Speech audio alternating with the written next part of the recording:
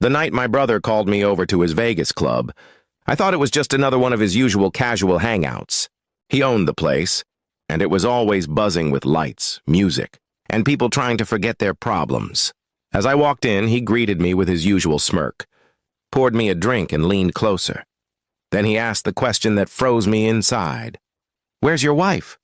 I laughed lightly and replied, "She's in, probably at home resting," but the way he looked at me told me there was more behind his words. He wasn't asking out of curiosity.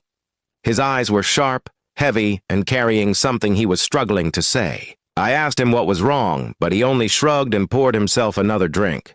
He wasn't the type to play games with me, but that night, he seemed almost reluctant to reveal what he knew.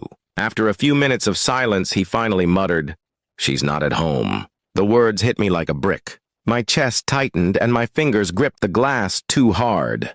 "What do you mean she's not at home? You've seen her?" I asked, my voice louder than I wanted.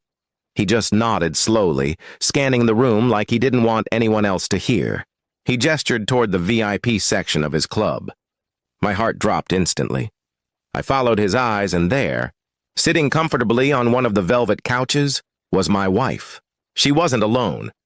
A man sat beside her, his hand draped casually over her shoulders, leaning in too close for comfort.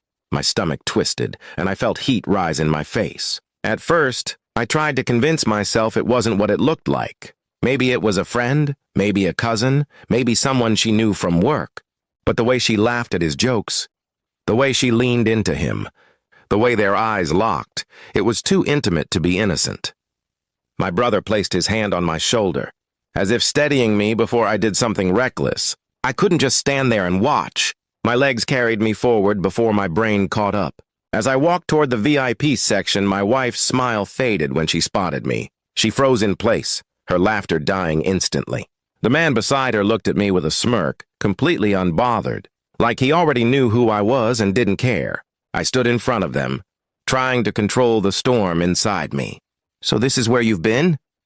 I asked, my voice low but sharp. My wife stammered, "It's not what it looks like."